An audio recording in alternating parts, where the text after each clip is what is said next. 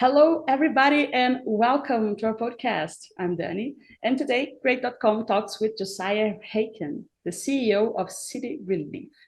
If you haven't heard of it yet, City Relief is an organization that since 1989 has mobilized thousands of volunteers to serve those struggling with homelessness by providing hope and resources that lead towards a life transformation.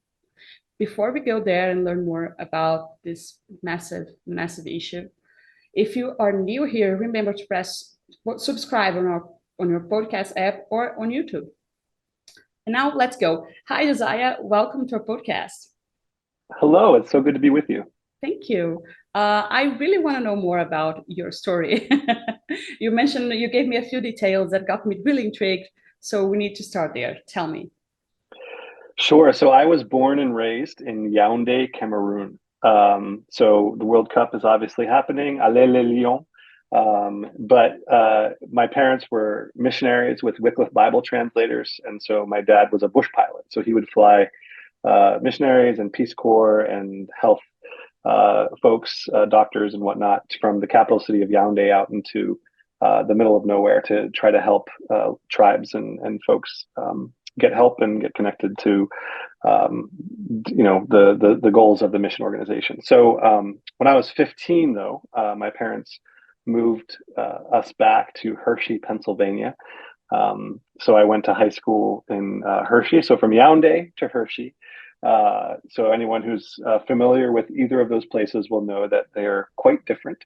But it's always been sort of a love of mine to just consider myself a citizen of the world and try to appreciate different cultures and backgrounds. And so it's not really surprising that I ended up in New York City ultimately, because New York City is such a multicultural and diverse place. It's so my family moved to New Jersey, where I live now, but I work in the city, helping homeless folks and trying to mobilize people to see their unhoused neighbors with compassion and empathy. So in a nutshell, I gave you sort of like the 30-second, 280 character Twitter version, but that's sort of how I got from Yaoundé, Cameroon to working at City Relief with the homeless community. Well, but that was actually great because it really gives us an idea of how you see the world, right? I think this kind of experiences really leave a huge mark on anyone. And I'm actually very happy to see that you're sort of following in your parents' footsteps and keep those things going, right? One thing that I also need to ask you is I always like to kind of level the ground for everyone that is listening to us here. And I don't know that much about the situation of homelessness in New York and in New Jersey, right? The organization serves people in basically 8 locations, right? 5 in New York City, 2 in New Jersey. So could you give us some insights about that situation and why you chose those specific places to work? Yeah, absolutely. So New York City has more homeless folks than any city in America. LA is a very, very close second. But there are technically more people without a home in New York City than any city in America. New York City is also very interesting because there are more billionaires in New York City than in any city in America. So New York has the most billionaires and the most homeless people living all in the same place. A very, very concentrated, very small area. So it's a very intriguing problem and an intriguing context to work in. Homelessness in general across the country is continuing to rise. It's continuing to be a very serious issue. There are over 550,000 people in the United States who don't have a place to call home. But homelessness looks different depending on where you are. So in New York and New Jersey, um, it's kind of unique because in New York it's called a right to shelter city. So technically the city is obligated to provide shelter beds to anyone who doesn't have a place to sleep and can document that they don't have a place to sleep, which is a very key caveat. Um, Whereas in, say, Los Angeles, Seattle, San Francisco, those cities are not right to shelter cities. So the city is not obligated to provide shelter beds for the people who don't have a place to sleep, which is why homelessness in those areas it looks very different. It's much more the sort of tent encampments, people in their cars, people literally on the sidewalks. And while they have that kind of homelessness in New York, it doesn't look quite as bad as it actually is. It kind of gives you the false impression that homelessness isn't as big an issue as it actually is, as continues to be. So part of the issue in the area, New York City and around New York City, New Jersey as well, is the cost of living.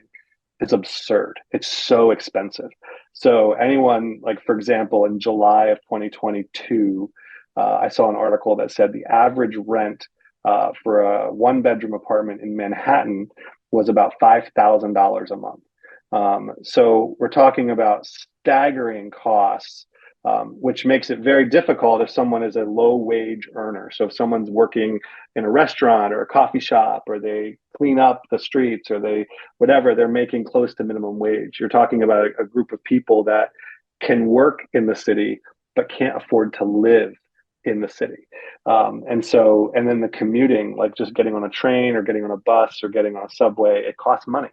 So the idea of, there are a lot of people who would be able to live if they could commute in, but they can't even afford that. So there's a lot of folks who end up in shelters or sleeping on a friend's couch or on the subway in New York City. So the other thing that makes New York interesting from a homelessness in the area that I work in is the winters. Winters are particularly challenging in the Northeast of the United States. Lots of cold and snow, and so, people who don't have a place to sleep inside, it actually is a dangerous situation because they could literally freeze to death if they don't have access to a warm place to rest and bundle up. So the area is very unique in that the challenges are super significant, and there's just so much need, surrounded by so much wealth. And so it does create this sort of interesting dynamic. I know I have friends who travel in from other countries, and they like land at JFK or at Newark Airport, and then they go to Penn Station and they're just shocked because they see people sleeping on the train station floor. And they're like, wow, what this abundance everywhere. And yet there's this undercurrent of need and poverty that our society either doesn't care enough to solve or doesn't know enough about to solve. Depending on who you talk to, I think it's probably somewhere in the middle. Yeah, I agree with you completely, and I totally can relate. We have terrible situations in Brazil as well, especially in São Paulo. Things are crazy. And just to give our listeners a little bit of understanding of this, when we say that people can freeze to death, it happens in Brazil, like in São Paulo, and the temperatures don't get so low. So you can have an idea of how complicated that is. During the night, things can be really, really rough. And not just the cold, right? Also violence. People suffer from all of those things. So it's insane, our incapacity to sometimes just look outside and see something so grave happening. It's really crazy. Yeah, and we're becoming numb to it. I mean, I tell people all the time, I'm like, if you really want to understand why homelessness is an affront, is an attack on our humanity. If you want to understand, ask a child, because children, if you're holding your child's hand and you walk through the city, they will see people and they will ask, why doesn't that person have a place to live? And children can intrinsically, they just know what they're seeing is wrong. There's no like justification. There's no like excuses like, oh, that person's a drug addict, so they're on the street because they deserve. Like, no. Kids understand. I don't care what the situation is. It's wrong that a human being is sleeping on the street. Kids understand it, and it's adults who need to learn from children so that we can maybe have a better appreciation for the value of humanity. Oh, absolutely. Now, talking more about the work that City Relief does, during my research about you, one thing that really got my eyes and I loved it was your approach. And in your website, you say that there are basically three words that sort of encompass your work. Like it's focused on mobility, flexibility, and consistency. Could you explain to us more about this and why those three words and how do they act together, how the whole thing happened? Absolutely. So we are a mobile outreach. So we don't have apartment buildings. We don't have a big property where people come and receive services. We go to where people are. So we will drive retrofitted vehicles, usually school buses, but sometimes we use vans and airport shuttles, and we will drive to neighborhoods where we know that there is a large population of people who are experiencing homelessness, and we'll set up a block party. We'll set up a pop up event where we provide a free meal. We provide new socks and toiletries and essentials that a lot of folks in the street desperately need because they don't have access to laundry services, or they don't have access to clothing, or they don't have access to a place to eat with dignity where they can sit and enjoy a meal and be served, not just kind of rushed to get their bag of, their bag lunch or their sandwich and like scurry off into a corner and eat it standing up. We want to create an environment where our guests are treated with dignity. And so these pop-up events that we create 8 times a week at different locations are designed to be high touch, very customer service oriented. And we can adapt to whatever environment we happen to fit in. So if it's on a street corner where there isn't a parking lot, we can adapt our outreach to fit that corner. Or if there's a park that we can set up in, we'll adapt to fit that park. And hopefully we'll leave the area cleaner and more joyful and pleasant than we even found it. So we also have volunteers who will pick up trash in the neighborhood and clean, because we want people to know that we are trying to serve the community. We're not just trying to make ourselves feel good about ourselves by making a mess and then just leaving. So we're very intentional about being mobile. That's what you mentioned, mobility, to going right where people are.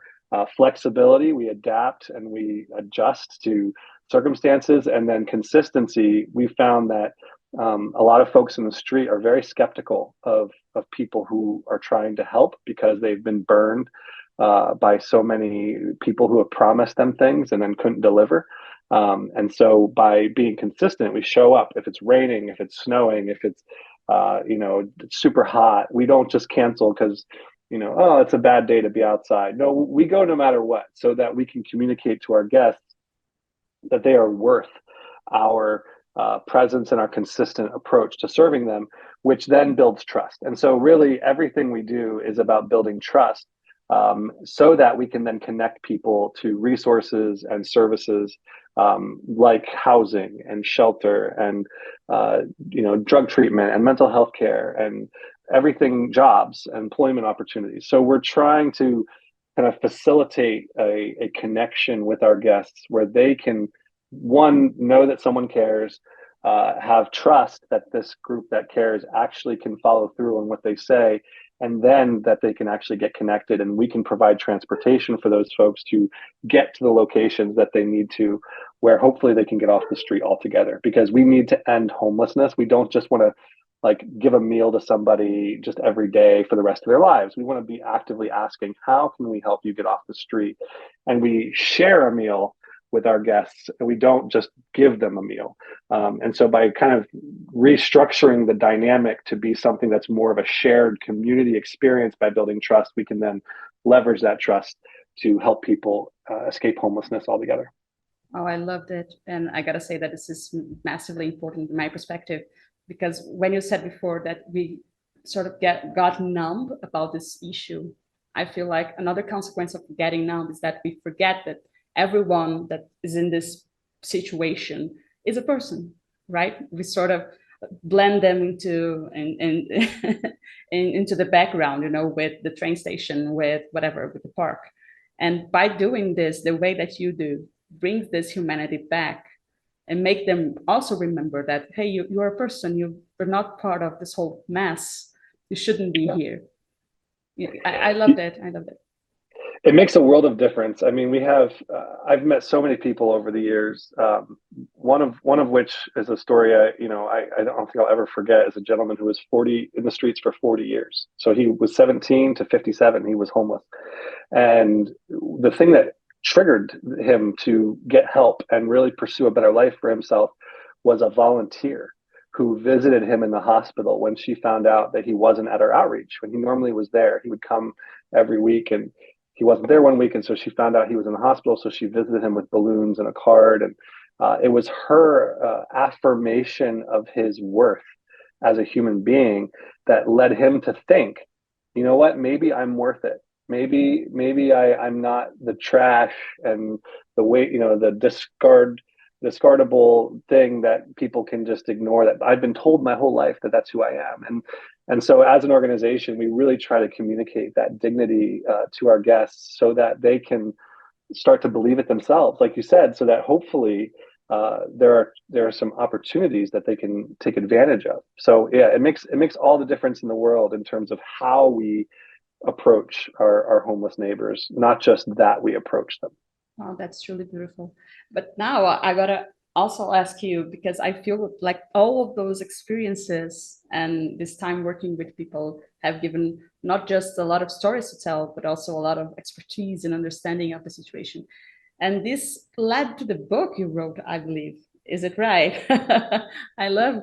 Let's talk a little bit about this. Your book's called Neighbors with No Doors, right? Yep, that's Tell us right. about it. Tell us about it. So the book came about after doing outreach for 12 years because I realized that there are lots of people who want to help their homeless neighbors but don't know how. And they don't know where to start. And so, because the issue of homelessness is this sort of massive systemic issue that we all just sort of it paralyzes us. It stops us from knowing what to do, and so we end up doing nothing. Again, not because we're bad people, not because we don't care. We just don't know where to start. So I decided that I've been training volunteers to engage with homeless folks for 12 years, and so I wanted to write something that was very short, that was very story driven, and that would help people who don't know what to do have a plan to respond when they see someone who's experiencing homelessness. So the first four chapters of the book, or the first section, I should say, is really about the stereotypes that we believe about homeless people. So that they're lazy. Like, so people have thought, like, why don't they just get a job? Why do they? And so I really try to flesh out in that chapter, like the dynamics and the hoops that people have to jump through just to find employment, let alone get employment.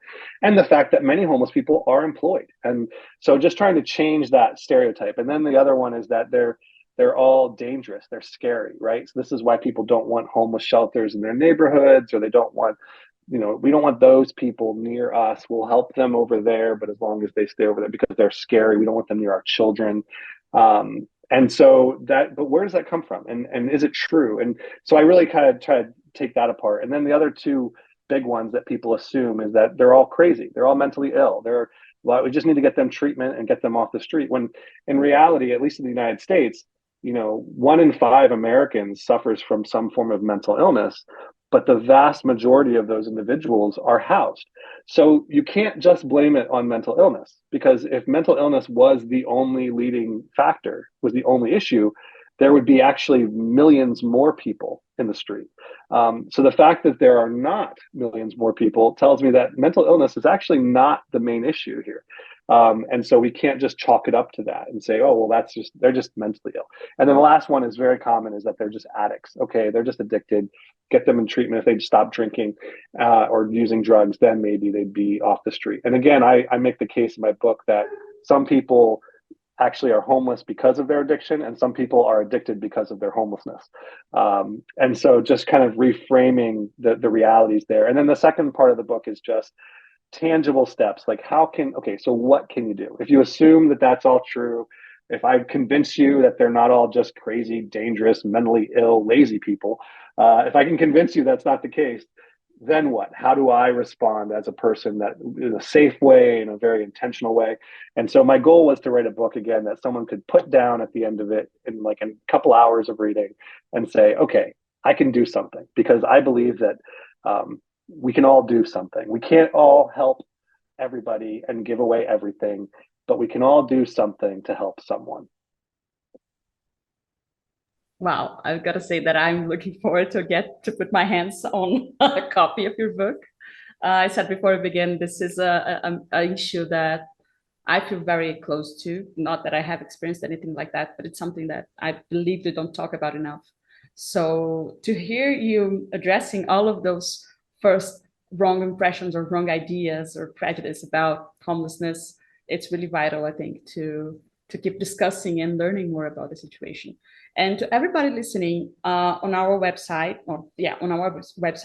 when we publish this episode, you're gonna get a way to get in touch with this book of Josiah, and also to a way to get to City Relief's website, which is cityrelief.org. And in there, you can check out more information, learn more about what they do, the partnerships that they have, and also help them keep going. And in this point, Josiah, that's my last question for you today. What are the best ways to keep City Relief going? So many ways. I mean, the problem, like I said, is massive. So City Relief by itself can't be the solution for everybody, because there are 63,000 homeless folks just in the shelters in New York City. That doesn't even include the 13,000 or so who are homeless in New Jersey, and that doesn't include the 10 plus thousand who are just couch crashing. So there's just so much need, as there is in many cities around the world. So, but I would say if someone does feel led or feel compelled to help us, we definitely need financial support. I mean, every nonprofit does. Tomorrow is Giving Tuesday. I know I just dated the episode by saying that, but Giving Tuesday is a global opportunity for people to invest in philanthropies and give back some resources. And as an organization, we are a nonprofit. We depend on that money. So anyone who has the ability to give would be a huge help. The other thing is, sending supplies. If we definitely try to, we have specific things that we give away that we need. So if someone would rather give supplies than cash, that's helpful. I don't make any, suppositions about other people, but I happen to be a person of faith. I believe in God. So I also tell people if they're a praying person, no matter what their religion, I would accept and appreciate any prayers that anyone can throw our way, regardless of who you pray to. I will gladly accept them, because the challenges that we're facing are immense. And like I said, I believe that it's going to take a really team effort to make this response. And the last thing I would say is the best way someone can help me and help City Relief is really by being a good neighbor to the people around them, and really trying to take ownership of the fact that if you have more than you need, there's somebody near you who doesn't have enough to live. And I would just encourage you to consider practicing generosity with those individuals who are around you every day, no matter where you are in the world, because there's so many hurting people and life is short. And we get life by giving life. Life is one of those things where the more you give it, the more you get. And the more you try to hold on to it, the more you lose. And so I would just encourage anyone to consider finding the people around them who are hurting, and try to offer them even as simple as a smile or a cup of coffee or something. It can really make a big difference in someone's life. And we all need to do better about that, I think, these days specifically. I agree with you entirely. Thank you so much, Josiah, for this conversation. I loved it. It was a great talk.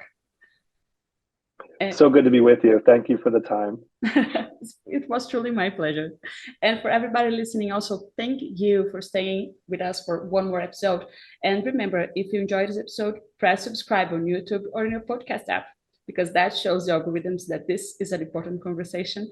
And then more people can learn about the importance of the work that City Relief does. Bye, and see you at the next episode.